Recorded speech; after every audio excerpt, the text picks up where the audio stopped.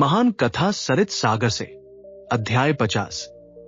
अंतिम युद्ध और महादेव की कृपा।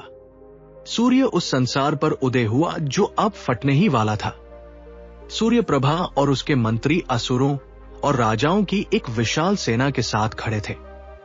धूल और नियति के उस मैदान के पार श्रुतशर्मा विद्याधरों के साम्राज्य की पूरी शक्ति के साथ प्रतीक्षा कर रहा था। देवताओं ने अपने चांदी के बादलों से नीचे देखा। असुरों ने पृथ्वी की छाया से युद्ध को निहारा। दोनों सेनाओं ने अर्धचंद्र का आकार ले लिया। यह लोहे का एक ऐसा पात्र था जो योद्धाओं के रक्त से भरने की प्रतीक्षा कर रहा था। सुनिए, युद्ध एक ऐसी दहाड़ के साथ आरंभ हुआ जिसने आकाश की नींव को हिला दिया। तीर इतनी संख्या में उड़े कि वे क्रोधित मधुमक्खियों के झुंड की तरह दिखाई दे रहे थे। वे हवा में ही एक दूसरे से टकराए और लकड़ी और लोहे के टुकड़ों के रूप में गिर गए। तलवारें अपनी म्यान से स्वयं मृत्यु की जीभ की तरह बाहर निकल आई। युद्ध का मैदान एक झील बन गया जहां गिरे हुए योद्धाओं के चेहरे कमलों के समान थे। सुदर्शन चक्र हवा में भूखे पक्षियों की तरह उड़ रहे थे। मृत्यु राजाओं के कटे हुए सिरों के साथ गेंद का खेल खेल रही थी। लाल रक्त के छिड़काव से धूल नीचे दब गई। फिर एकल युद्ध आरंभ हुए। सूर्य प्रभा श्रुतशर्मा से लड़ा। प्रभास ने दामोदर का सामना किया। सिद्धार्थ और महोत्पात ने ऐसे प्रहार किए जो बिजली की कड़क के समान थे। प्रहस्त और ब्रह्मगुप्त ठंडे लोहे के युद्ध में उलझ गए। प्रत्येक योद्धा को अपना प्रतिद्वंदी मिल गया। प्रत्येक आत्मा की परीक्षा का समय आ गया। सिद्धार्थ का रथ छीन लिया गया। वो विचलित नहीं हुआ। वो एक विशाल लोहे की गदा लेकर पैदल ही आगे बढ़ा। उसने अपने शत्रु के घोड़ों को कुचल दिया। उसने महोत्पात को भूमि पर पटक दिया और उसे समाप्त करने की तैयारी की। लेकिन देवता भग ने अपने पुत्र को बचा लिया। उन्होंने विद्याधर को बादलों में उठा लिया। असुर हंसे। उन्होंने युद्ध देखने के स्थान पर अपने बच्चों को बचाने के लिए देवताओं का उपहास किया। प्रज्ञाधे ने चंद्रगुप्त को मार डाला। चंद्रमा सफेद क्रोध से जल उठा। वह अपने पुत्र का बदला लेने के लिए मैदान में नीचे आया।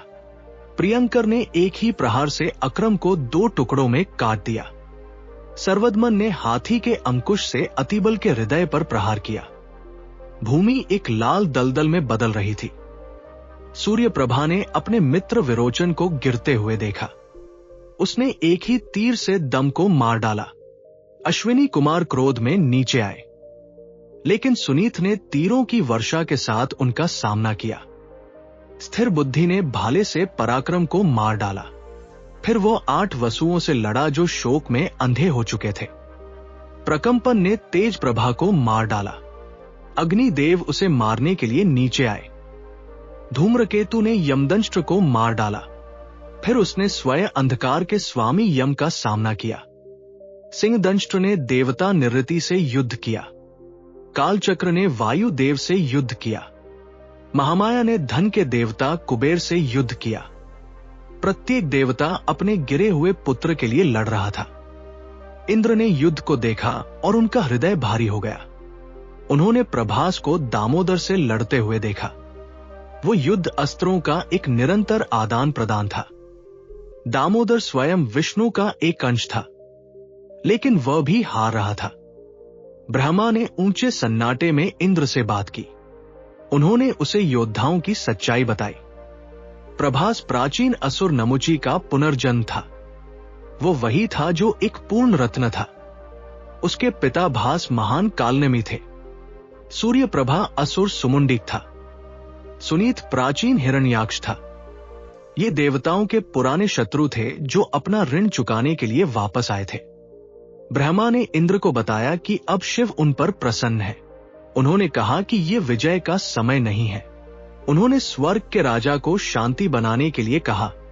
अचानक प्रभास ने शिव का महान अस्त्र छोड़ा। यह एक ऐसी शक्ति थी जिसने तीनों लोकों को निगलने की चेतावनी दी। विष्णु ने अपने पुत्र दामोदर के लिए संकट देखा। उन्होंने सुदर्शन नामक अपना चक्र भेजा। उन 2 दिव्य अस्त्रों ने प्रत्यक्ष रूप ले लिया।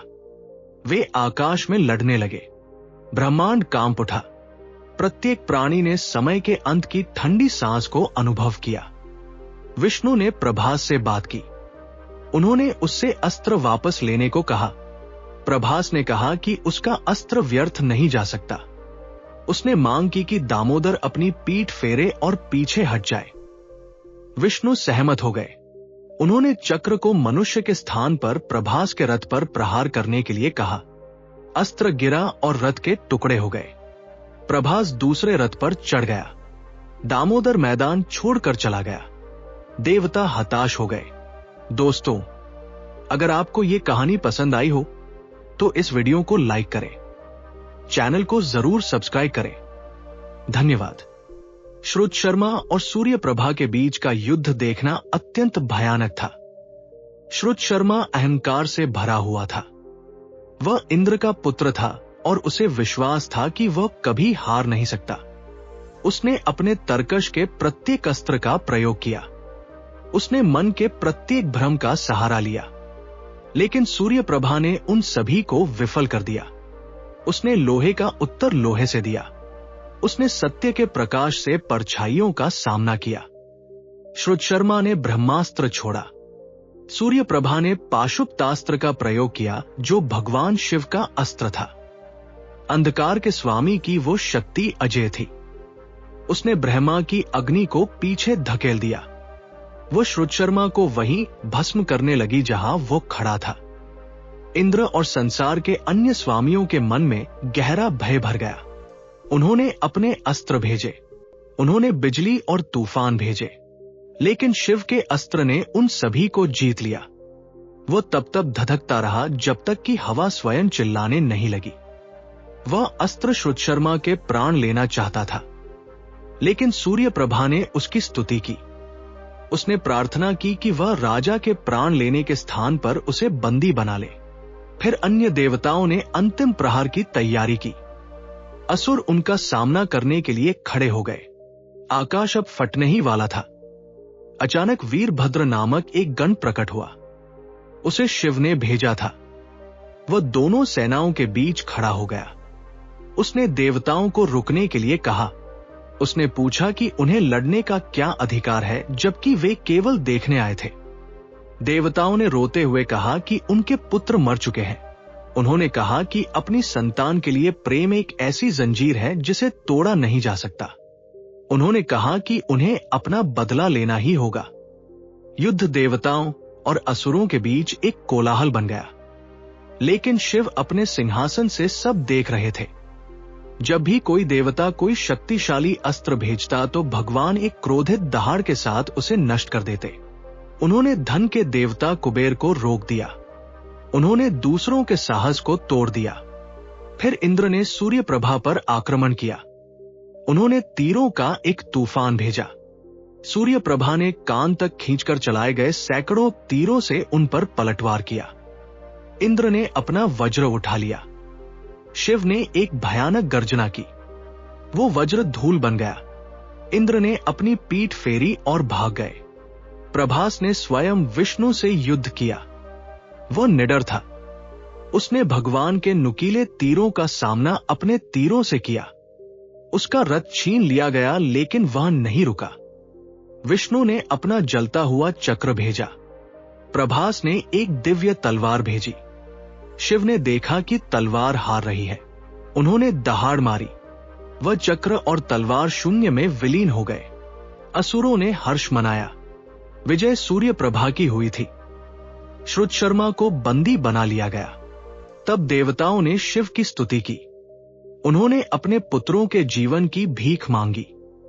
शिव ने उन्हें शांति बनाने का आदेश दिया। उन्होंने श्रुत शर्मा को सूर्यप्रभा का सम्मान करने की आज्ञा दी। उन्होंने कहा कि उन्हें गले मिलना चाहिए। देवताओं और असुरों ने अपनी शत्रुता त्याग दी। शिव ने अपना निर्णय सुनाया। उन्होंने सूर्यप्रभा को संसार के दक्षिणी आधे भाग पर शासन करने के लिए कहा। उन्होंने उत्तरी आधा भाग श्रुत शर्मा को दे दिया। उन्होंने सूर्यप्रभा को पूरे आकाश के साम्राज्य का वचन दिया। फिर उन्होंने मृतकों को जीवित होने की आज्ञा दी। सुनिए, लाल कीचड़ में गिरे हुए सभी योद्धा उठ खड़े हुए। वे जीवित थे। उनके अंग बिना किसी घाव के थे। वे ऐसे लग रहे थे जैसे वे केवल कुछ क्षणों के लिए सोए हों। शिव सफेद प्रकाश में विलीन हो गए। सूर्य प्रभा एक विशाल मैदान में अपने सिंहासन पर बैठा। उसने श्रुतशर्मा को अपने आधे सिंहासन पर बिठाया। उन्होंने संसार को आपस में बांट लिया। सातों पाताल के दैत्य राजा उत्सव मनाने आए। इंद्र और अन्य देवता अपनी पत्नियों के साथ आए। ये पुराने शत्रुओं का एक ऐसा मिलन था जिन्होंने एक नई शांति पाली थी। देवी दनु ने अपनी सखी सिद्धि के माध्यम से बात की। उन्होंने पूछा कि क्या उन्होंने कभी ऐसा आनंद अनुभव किया है। उन्होंने बताया कि स्वर्ग के लिए लड़ने वाले पुराने असुर अब जा चुके हैं। उन्होंने कहा कि इंद्र अब सबसे बड़े हैं। उन्होंने संसार की समृद्धि के लिए विरोध को समाप्त करने के लिए कहा। मैं दानव सहमत हो गए। उन्होंने कहा कि यदि असुरों के साथ विश्वासघात न किया जाए तो वे उदार होते हैं। तब देवी भवानी ने अपनी द्वारपाल जया को भेजा। उन्होंने आज्ञा दी कि सुमेरु की पुत्री सूर्य प्रभा को दी जाए। उसका नाम कामचूड़ामणि था। वह देवी की भक्त थी। सुमेरु प्रसन्न मन से सहमत हो गए। वो विवाह चमकते हुए रत्नों के एक स्वप्न के समान था। वेदी प्रकाश की एक ज्वाला थी। कामचूड़ामणि स्वयं उमा के समान सुंदर थी। जब उन्होंने अग्नि में खीले डाली तो देवी ने उसे एक दिव्य माला दी। उसे पहनने वाले को भूख, प्यास और मृत्यु नहीं छू सकती थी। सुमेरु ने रत्नों का एक ढेर और स्वर्ग का एक हाथी दिया। विवाह के अंत में सभी देवताओं और असुरों को भोज के लिए आमंत्रित किया गया। वे झिझक रहे थे, लेकिन नंदी वहां पहुंचे। उन्होंने बताया कि शिव ने इस भोज की आज्ञा दी है। उन्होंने कहा कि जो भोजन करेंगे वे सदैव के लिए तृप्त हो जाएंगे। शिव के गणों ने भोजन परोसा। उन्होंने स्वर्ग के समान स्वादिष्ट पकवान बनाने के लिए जादू का प्रयोग किया। कामधेनु गाय ने शेष व्यवस्था की। स्वर्ग की अप्सराओं ने नृत्य किया। भाटों ने गीत गाए। ये एक ऐसा भोज था जो तब तक चला जब तक तारे थक नहीं गए। फिर अतिथि विदा हुए और अपने घरों को चले गए। सूर्य प्रभा और उसकी नई रानी सुमेरु के तपोवन में चले गए। उसने अपने भाइयों को अपनी सफलता की सूचना देने के लिए हर्ष को भेजा। वो अपनी पत्नी के रत्नों से जड़े कक्षों में गया और उससे कहा कि वो उसके हृदय में रहती है। रात शांति के साथ समाप्त हुई। दोस्तों, अगर आपको ये कहानी पसंद आई हो तो इस वीडियो को लाइक करें, चैनल को जरूर सब्सक्राइब करें। धन्यवाद। प्रातः काल का सूर्य उदय हुआ और उसने सूर्य प्रभा को उसकी पत्नियों के साथ पाया। वह संसार का नायक था, लेकिन उसका कार्य अभी समाप्त नहीं हुआ था। विद्याधर राजकुमारों ने सुषेण नामक एक दूत भेजा। उन्होंने कहा कि राज्याभिषेक 2 दिनों में होना चाहिए। उन्होंने इस समारोह के लिए पवित्र ऋषम पर्वत को चुना। सूर्य प्रभा ने अपने मित्रों को देवताओं और ऋषियों को आमंत्रित करने के लिए भेजा। उसने उन्हें राजाओं और असुरों के पास भेजा, लेकिन उसने स्वयं पर्वतों के सम्राट कैलाश जाने का निर्णय लिया। भगवान शिव का घर। सुनिए, जैसे ही वह ढलानों पर चढ़ा, पर्वत सफेद राख की तरह चमक रहा था। यह ध्यान में बैठे हुए दूसरे शिव के समान लग रहा था। वो एक ऐसे स्थान पर पहुंचा जहां रास्ता बादलों में खो गया था। उसे मूंगे का एक द्वार मिला। वो उसे अपने हाथों या अपने जादू से नहीं खोल सका। उसने अपने मन से भगवान की स्तुति की। हाथी के मुख वाले एक व्यक्ति ने द्वार खोला। वो गणेश थे। उन्होंने राजकुमार का स्वागत किया। सूर्य प्रभा ने भीतर प्रवेश किया और भगवान को प्रकाश की एक चौड़ी शिला पर बैठे देखा। उनका एक दांत और 3 आंखें थी। वे उन गणों से घिरे हुए थे जिनके मुख पशुओं के समान थे। गणेश मुस्कुराए और उन्हें मार्ग दिखाया। वह 5 योजन और ऊपर चढ़ा। उसे माणिक का एक द्वार मिला। स्कंद के पुत्र विशाख ने उसे खोला। सूर्य प्रभा ने भीतर प्रवेश किया और स्कंद को देखा जो जलती हुई अग्नि के समान उज्जवल थे। वे करोड़ों गणेशों और स्वयं ग्रहों से घिरे हुए थे।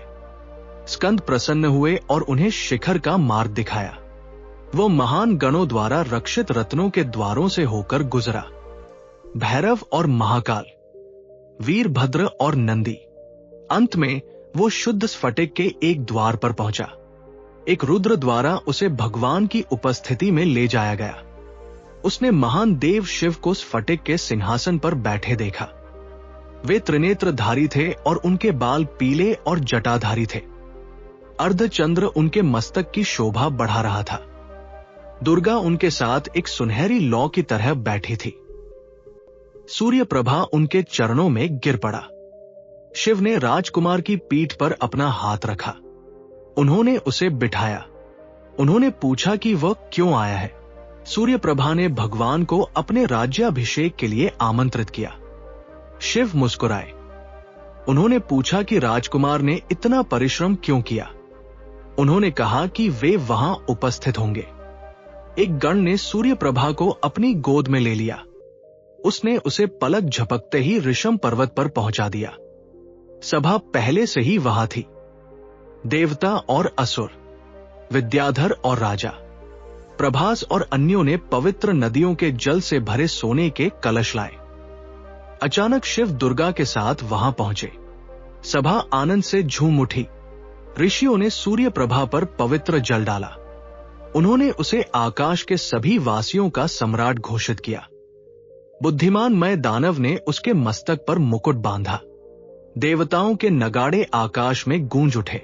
सूर्य प्रभा ने संसार का उत्तरी आधा भाग श्रुतशर्मा को दे दिया। वो लंबे समय तक आनंद और शांति के साथ रहा। वज्र प्रभा ने अपनी कहानी समाप्त की। उसने वत्स के राजा और राजकुमार नरवाहन दत्त को प्रणाम किया। फिर वह प्रकाश की एक लकीर की तरह आकाश की ओर चला गया। राजा अपनी रानी के साथ अपने घर में ही रहा। वे शिव की कृपा और मनुष्यों के साहस के बारे में सोचते रहे। दोस्तों, अगर आपको ये कहानी पसंद आई हो तो इस वीडियो को लाइक करें, चैनल को जरूर सब्सक्राइब करें। धन्यवाद।